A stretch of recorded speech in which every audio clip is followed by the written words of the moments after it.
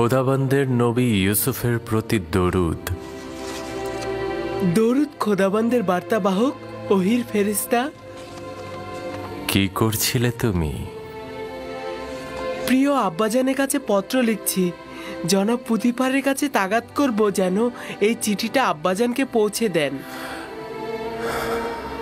না ইউসুফ, এখনো সময় অতিক্রম হয়নি। তোমার আব্বাজানেরও এই বিচ্ছেদ সহ্য করা উচিত। তাকে অবগত করলে কি হবে? অসংখ্য কারণ রয়েছে, তার মধ্যে একটি হচ্ছে তোমার সহোদরগণ। আচ্ছা, তোমার ভাইদের প্রতি কোনো আঘাত করার ইচ্ছে নেই তো ইউসুফ? কি আছে?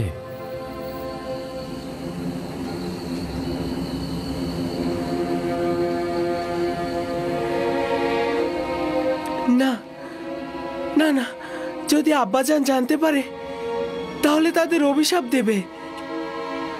আব্বাজানের অভিশাপে ভাইজানেরা ধ্বংস হয়ে যাবে। না না না, আমি আমার ভাইদের কষ্ট সহ্য করতে পারবো না।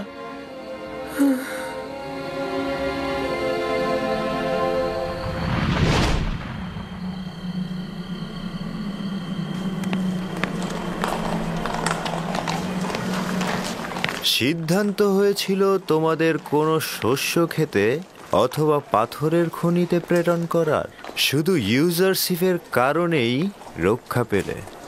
আর ইউজারশিপের কারণেই গতকাল আলী জনাব পুতিফার আমাকে নির্দেশ দিয়েছেন তোমাদের উত্তম কোনো কাজে নিয়োজিত করতে। তো এখন তোমরা বলো তো, তোমরা কোন কাজ করতে ইচ্ছুক? আমরা আর কি বলবো, আপনি যা সিদ্ধান্ত নেবেন তাই হবে। তুমি যেহেতু অভিজ্ঞ খানসামা, সেহেতু তুমি জনাব পুতিফার ও বানু জুলেখার খাবার তৈরিতে সহায়তা করবে। আর তুমি স্বাক্ষর জ্ঞান সম্পন্ন, সেহেতু তুমি খাবারের তালিকা নিয়ে আজ থেকে ইউজারশিপের দায়িত্ব পালন করবে। রাজি আছো তো?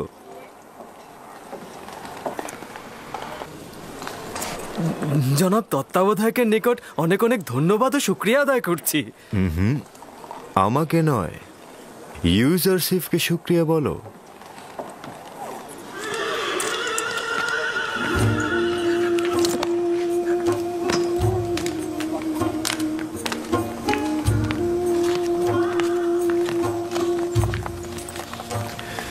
তোমার আর রান্নাঘরে যে কাজ নেই, ওরাই তোমার কাজ করে দেবে।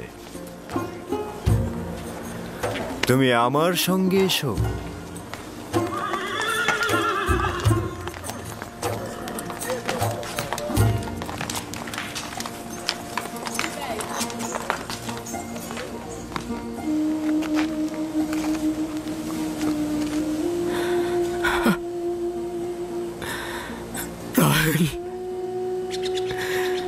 আমি ক্লান্ত, অসহায়, বিধ্বস্ত। আমি, আমার সন্তানেরা আমার দুশ্মনে পরিণত হয়েছে।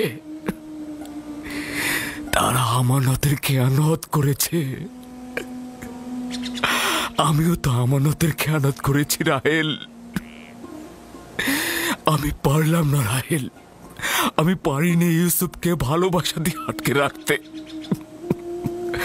আমি পারিনি রাহেল, আমি পারলাম না। তোমার যখন থেকে নিশ্চিত হয়েছি যে ইউসুফকে নেকড়ে খায়নি, তখন থেকে ইউসুফের প্রতীক্ষায় বসে আছি আমি।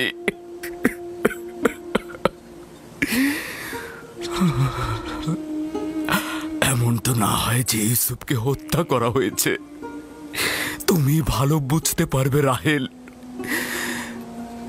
তুমি তো পরকালের দুনিয়াতে সবকিছু পর্যবেক্ষণ করতে পারছো। শান্ত হও, মৃত্যু তোমার ইউসুফকে স্পর্শ করেনি। সালাম ভাইজান। তোমার উপর দরুদ ইয়াকুব নবী। তোমার ইউসুফ জীবিত, তার মৃত্যুর খবর মিথ্যে। সত্যি বলছেন ভাইজান? কোনো মৃত্যুই আমার অজানা নয়। ইউসুফকে তুমি পরপারে তালাশ করো না, ভালো হবে অন্য কোথাও তালাশ করে দেখো। তাই বেনিয়ামিন তোমার ভাই জিন্দা আছে? আমার ইউসুফ জীবিত আছে? আপনি আমাকে বলুন আমার ইউসুফ এখন কোথায় আছে? আমি শুধুমাত্র মৃত দুনিয়ার খবর রাখি।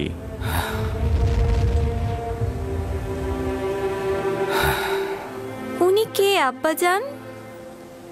আজরাইল। উনি হচ্ছেন মৃতদের ফেরেশতা। আমি ভেবেছিলাম আজরাইল দেখতে অনেক ভয়ঙ্কর। সবার ক্ষেত্রে নয় আমার পুত্র। শুনেছ রাহেল, আমাদের ইউসুফ জীবিত আছে, ও মৃত্যুবরণ করেনি। আমি ওকে খুঁজে বের করব। আজকে যাই, সূর্য ডোবার আগে ফিরতে হবে। চলো আমার পুত্র।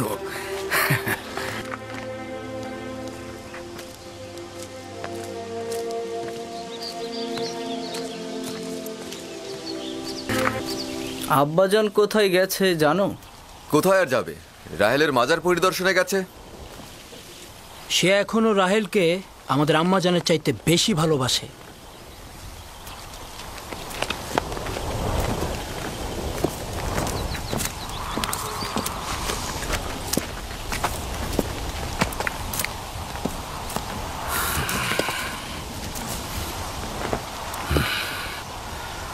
এখন কি তোমরা বলবে না আমার ইউসুফের সাথে কি হয়েছে? সেটা তো আগেই বলেছে আব্বাজান, বারবার কি একই কথা বলবো? তোমরা কি চাও না অভিশাপ থেকে মুক্তি পেতে? আমার ইউসুফকে নেকড়ে খায়নি, মৃত্যু তাকে চুরি করেনি। তোমরা যদি হাকিকত না বলে তওবা না পড়ো, আমি তোমাদেরকে ক্ষমা করব না।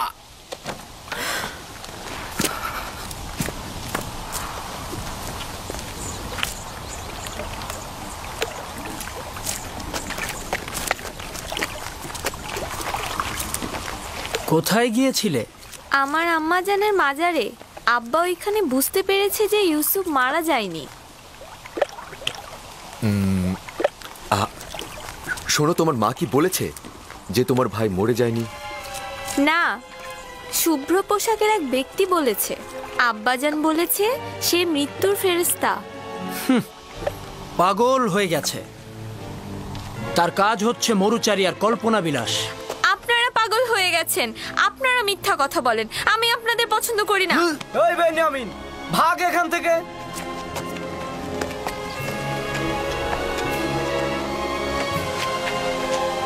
ইউসুফের পরে বেনিয়ামিন হয়েছে আব্বাজানের সঙ্গী।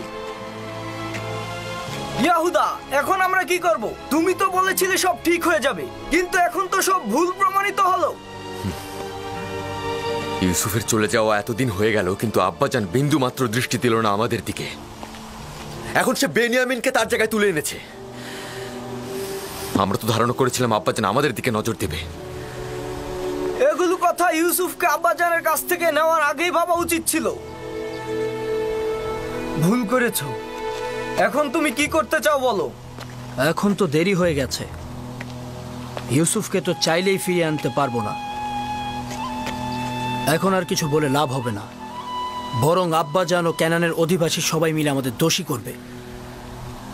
আমাদের নসিবে কি আছে কে জানে। যদি একবার প্রমাণিত হয় তাহলে আমরা কোথায় যাব?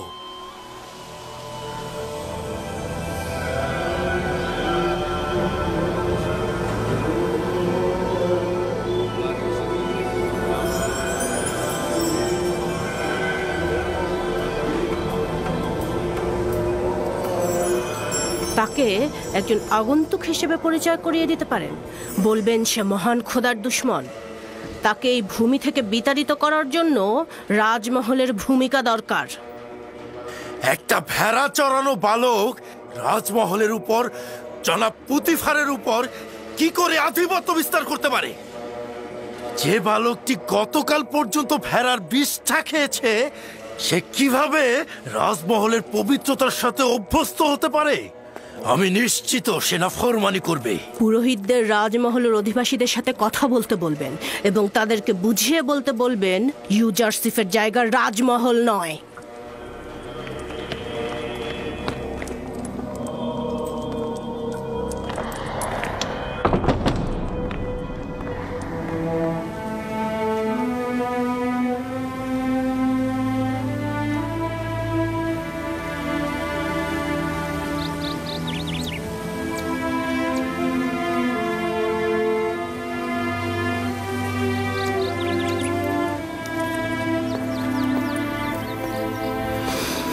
প্রিয় বানু, গতকাল রাতে আমি ইউজারসিফকে অন্য এক খোদার সাথে কথা বলতে দেখলাম।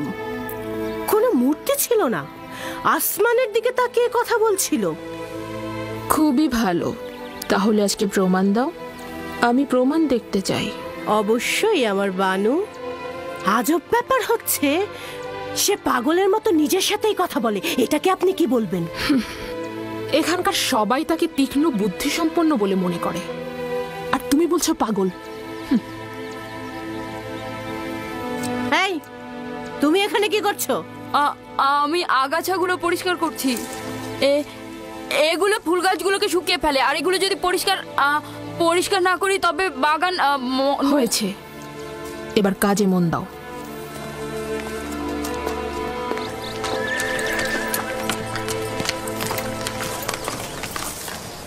ইউজারসিফ, ইউজারসিফ, তুমি কোথায়? কি হয়েছে? আজ রাতে তোমার উপর নজর রাখা হবে।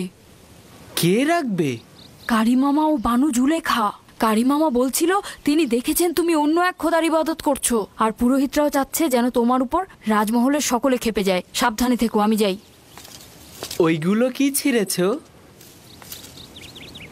তোমার জন্যই ছিঁড়তে হয়েছে। আমার?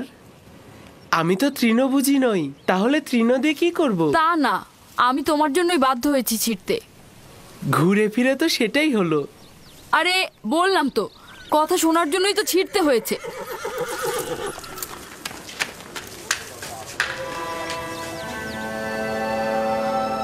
শুকরিয়া জ্ঞাপন করছি তোমার আনুকূল্যের জন্য।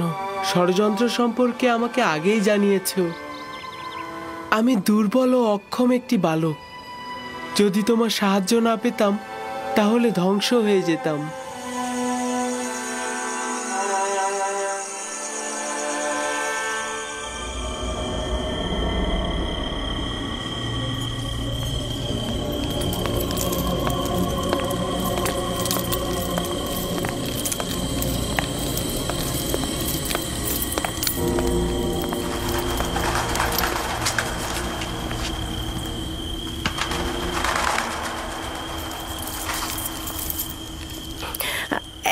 এখন ঘুমাচ্ছে, কিন্তু আমার মনে হয় সে মাঝরাতে উঠে নিজের খোদার প্রার্থনা করবে।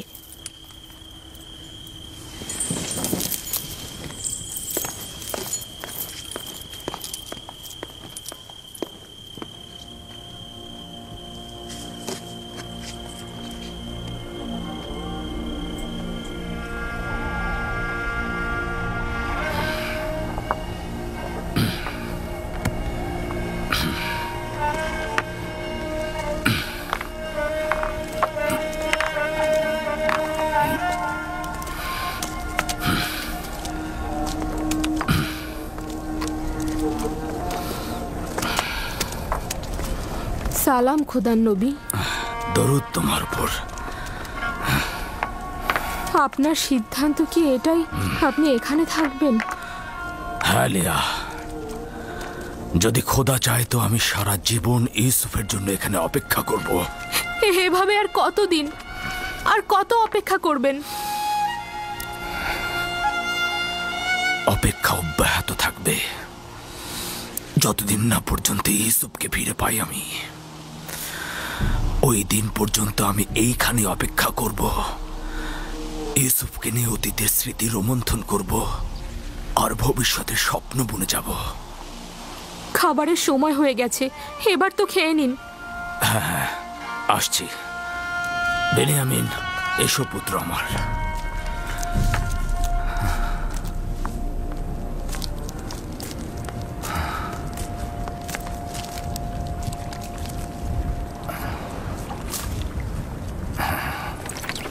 ইউজারসিফ কি ভিন্ন খোদার পূজারী?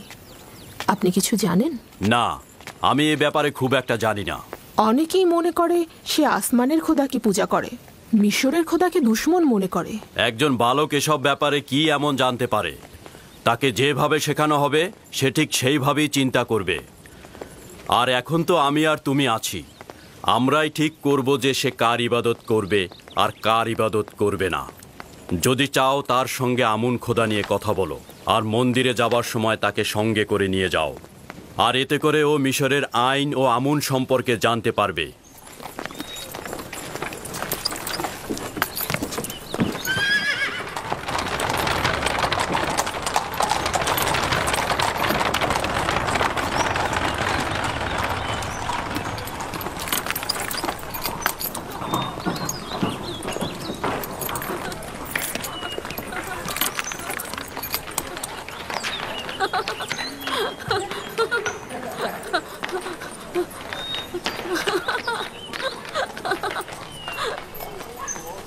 ইউজারসিফকে সজ্জিত করে আমার নিকট নিয়ে এসো। ভ্রাম্যমান সিংহাসন প্রস্তুত করতে বলো। আমি এখনই বের হব। তাহলে ভ্রাম্যমান সিংহাসন প্রস্তুত করো।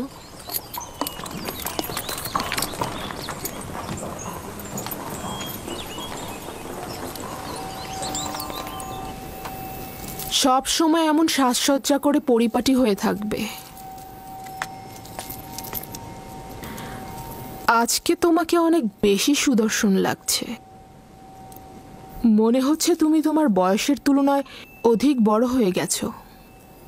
আপনি কি মনে করেন জনাব হানিফার? বিশ্বাস করতে কষ্ট হয় যে ওর বয়স 11 বছর। আজকে তোমাকে আমি ত্যাবর ও আমুনের মন্দিরের সঙ্গে পরিচয় করিয়ে দেব। কি যাবে তো? অবশ্যই যাব। আমি তো আমুন মন্দিরের আইন কানুন জানতে খুবই আগ্রহী। তাহলে এসো আমার সঙ্গে।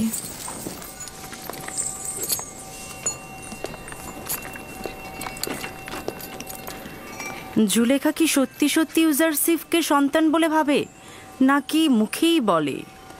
নিজের কাজ করো।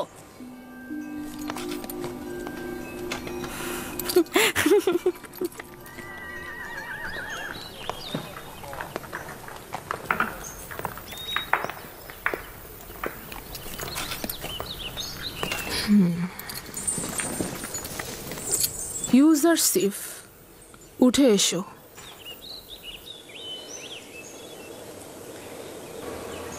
আমাকে ক্ষমা করুন, আমি এটাতে করে শাওয়ার হতে পারবো না। কেন? ভ্রাম্যমান সিংহাসন কি পছন্দ করো না? আমি কারো কাঁধে শাওয়ার হওয়া পছন্দ করি না।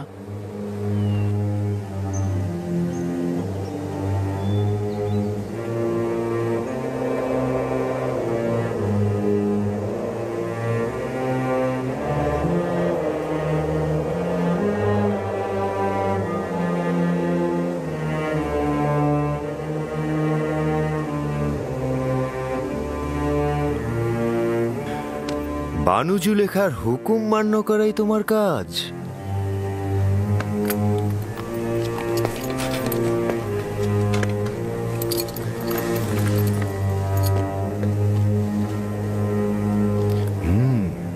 রওনা হও।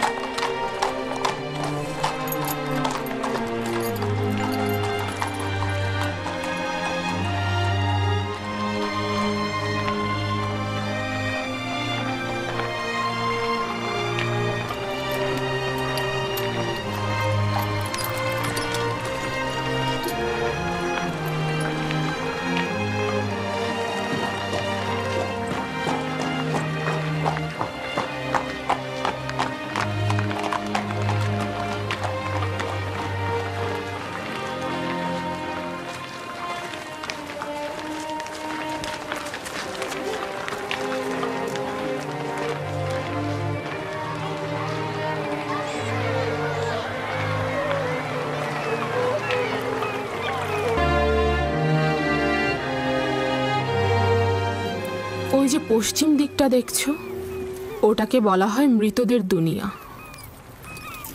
মিশরের মৃত ব্যক্তিদের মমি করে নীলনদের পশ্চিমে সমাধি করা হয়। ওটা এক আজব দুনিয়া। আমরা মৃত ব্যক্তিদের সাথে পোশাক, স্মারক ও হরেক রকম খাবার দিয়ে সমাধি করি, যেন মৃত্যুর পরের জীবনটিকেও তারা উপভোগ করতে পারে।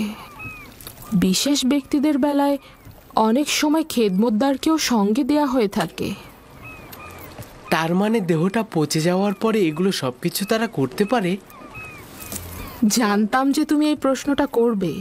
সাধারণ দাফনের ক্ষেত্রে দেহ পচে যায়, মমি করে রাখলে দেহ অক্ষত থাকে, এবং মিশরের মানুষ এটা বিশ্বাস করে যে মমি করা দেহে আত্মা পুনরায় প্রবেশ করে এবং সে আবার জীবিত হয়ে ওঠে। এই সময় সে সঙ্গে করে যা নিয়ে যায় মৃতদের দুনিয়ায় সে তা ব্যবহার করতে পারে। কবর ভেদ করে মৃত ব্যক্তিদের বের করে আনা যায় না। বাহিরের জিন্দেগির থেকে ভেতরের জিন্দেগিটাই অনেক ভালো। আমি তা জানি না, আমার তা জানা নেই।